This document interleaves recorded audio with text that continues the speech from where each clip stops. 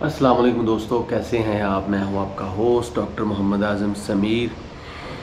आज मैं बात करूंगा अज़रबैजान की रियल एस्टेट प्रॉपर्टी के मतलब।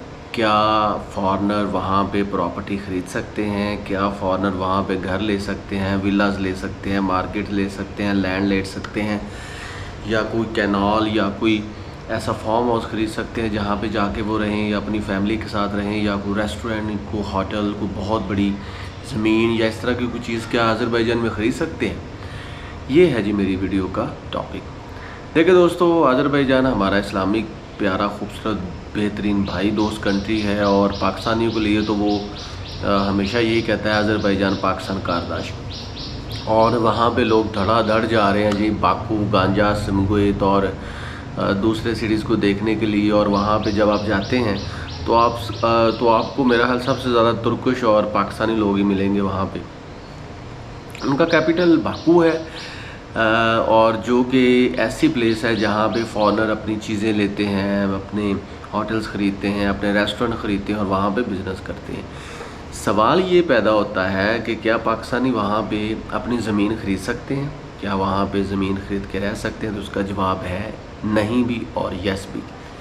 क्या क्या ख़रीद सकते हैं? विलास ख़रीद सकते हैं, घर ख़रीद सकते हैं, फैक्ट्री ख़रीद सकते हैं, वहाँ पे मार्केट ख़रीद सकते हैं, दुकान ख़रीद सकते हैं, वहाँ पे कमर्शियल प्लाजाज पे जा सकते हैं, रियल एस्टेट ख़रीद सकते हैं, कुछ भी ख़रीद सकते हैं, लेकिन वहाँ की ज़मीन नहीं ख़रीद सकते जनाब। Land is forbidden. अब वहाँ पे लैंड नहीं ख़रीद सकते तो इसके साथ साथ ये भी जान लें कि आपको हर साल आपको रिन्यूअल भी करवाना होता है अपनी जो चीज़ आपने परचेज़ किया, स्पेसिफ़िकली रियल एस्टेट। तो इस सिलसिले में ये है कि अगर हम उनके रेट्स की बात करें दोस्तों, तो $4000 से लेकर $32,000 तक पर मरला वहाँ का आपको मिलेगा। तो अब आप सोच लें कि कितनी ज़मीन लेनी है और कितने पैसे हैं आपके पास। वैसे तो वहाँ पे पर मीटर स्क्वायर के हिसाब से लगता है, और आपको पता है पर मीटर स्क्वायर जो 20 होते हैं ना, वो इज़ इक्वल टू 1 मरला। तो इस तनासब में ये बाकू की मैं बात कर रहा हूँ। बाकी गांजा हो गया या समगोइत हो गया या दूसरे सिटीज़ हो गए, वो इससे थोड़े से लो हैं। फॉर एग्ज़ाम्पल अगर आप गांजा में ख़रीदते हैं ज़मीन तो तकरीबन 35% उसके रेट्स कम है एज़ कम्पेयर टू बाकू। इसके अलावा रियल एस्टेट में वहाँ पे जो सबसे अच्छी चीज़ है वो ये है कि आप किसी एजेंट को इन्वॉल्व करके वहाँ पे ज़मीन ले सकते हैं, और कुछ सर्विसेज भी हैं। फॉर एग्ज़ाम्पल जैसे कि मैंने स्टडी की है वहाँ पे कि प्रॉपर्टी अज़रबैजान के नाम से एक वेबसाइट है। इसके अलावा और बहुत सी वेबसाइट्स हैं। इसके अलावा आप इमलाक, आज़री इमलाक एक वेबसाइट है, आज़री इमलाक, वहाँ पे भी जा सकते हैं। इसके साथ साथ जी अज़रबैजान में आज़री इमलाक के साथ साथ आप उनके अज़रबैजान प्रॉपर्टी की वेबसाइट पे भी जा सकते हैं, आपको सारी मालूमात। लेकिन आज़री इमलाक जो है ना वो ऑथेंटिक है।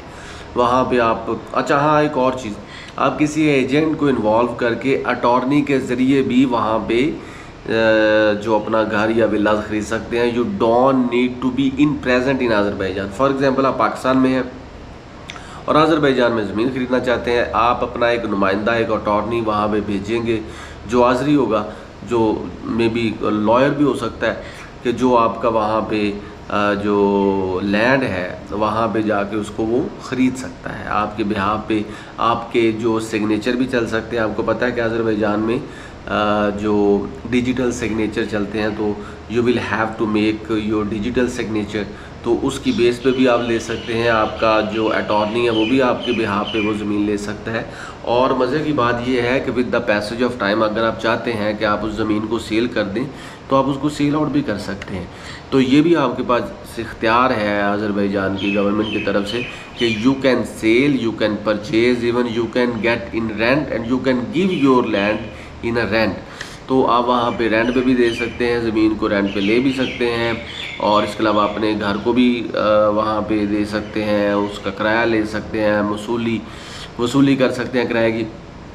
तो ये बहुत अच्छी चीज़ है।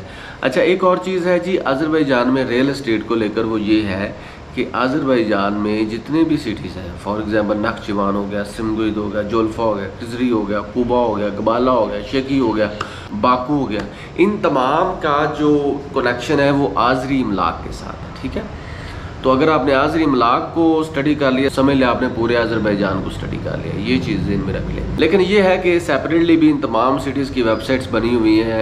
ये तो बेटर यही है कि आप आज़री इमलाक की वेबसाइट पे जाएं या अज़रबैजान की प्रॉपर्टी की वेबसाइट पे जाएं, आपको सारी इन्फॉर्मेशन मिल जाएगी। इसके अलावा how to purchase real estate in Azerbaijan, आप अगर ये गूगल करें तो everything is in front of you.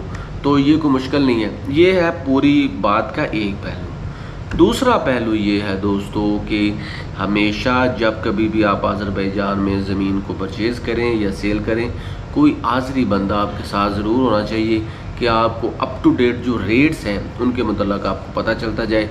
तो yes definitely you can purchase, लेकिन ये भी बहुत इंपॉर्टेंट चीज़ है कि आपको पता होना चाहिए एटलीस्ट और एटमोस्ट कि भाई जो आप ज़मीन ख़रीद रहे हैं क्या उसका रेट सही है। ये नहीं कि अगर 4000 या समथिंग डॉलर पर मीटर सिक्योर के हिसाब से वो बेच रहे हैं तो क्या ये वाकई इतनी ज़मीन है। अब बाकू में तो यनारदाग भी आता है, यनारदाग उनके डाउनटाउन से आगे है। चलें ये मान लेते हैं कि इतनी महंगी ज़मीन हो सकती है बाकू के इच्छर शहर में या बाकू के निज़ामी स्ट्रीट में, तो बहुत कॉस्टली जगह होगी। लेकिन वही ज़मीन, वही बाकू, वही सिटी सिर्फ 35-40 किलोमीटर दूर, बल्कि इससे भी कम यनारदाग एक उनका कस्बा, अगर आप वहाँ पे जाके उसी रेट पे लेते हैं so it looks there is something wrong at the bottom. तो ज़मीन के मुताबिक कमर्शियल, क्या वो नॉन कमर्शियल है या कमर्शियल है, क्या उसकी वैल्यू है, नहीं वैल्यू है, इन तमाम चीज़ों का इदराक भी आपको होना चाहिए।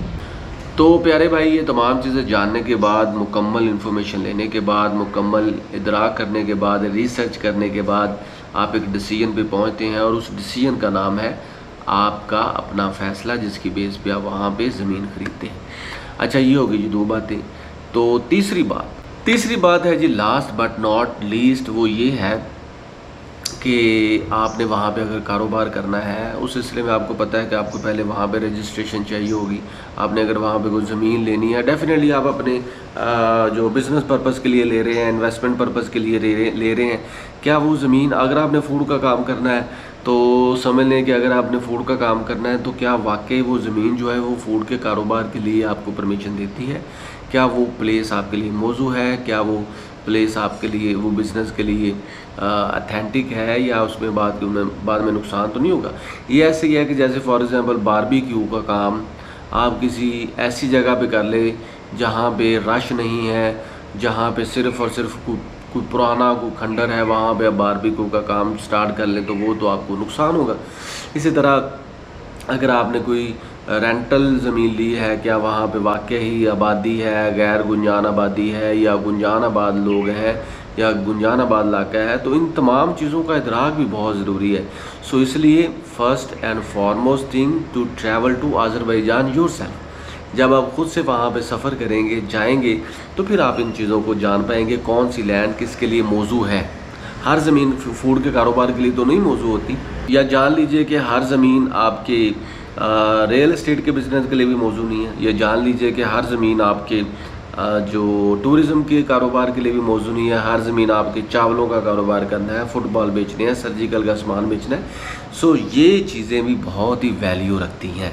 सो you should concern about all these thing to proceed to purchase land in Azerbaijan. Again सुन ले, रेट्स डिफरेंट है, हल्का से मैंने रेट्स बता भी दिए। आप कैसे ज़मीन ख़रीद सकते हैं, क्या क्या चीज़ें होनी चाहिए, कितने की ज़मीन है, कैसी ज़मीन है, और कैसी ज़मीन आप ख़रीद सकते हैं, कैसी नहीं ख़रीद सकते। मैं अगेन रिपीट कर दूं, क्या वहाँ पे लैंड नहीं ले सकते, विलाज ले सकते हैं, घर ले सकते हैं, कमर्शियल प्लाजा ले सकते हैं, रियल एस्टेट, हर वो चीज़ ले सकते हैं जो आप कमर्शियल पर्पज़ के लिए इस्तेमाल करें। अरे भाइयों, कोई सवाल हो कमेंट सेक्शन में पूछना मत भूलिएगा। चैनल को सब्सक्राइब भी कीजिएगा, लोगों को भी बताइएगा ताकि सबका भला हो। आज तक के लिए बस इतना ही। अल्लाह हाफिज़।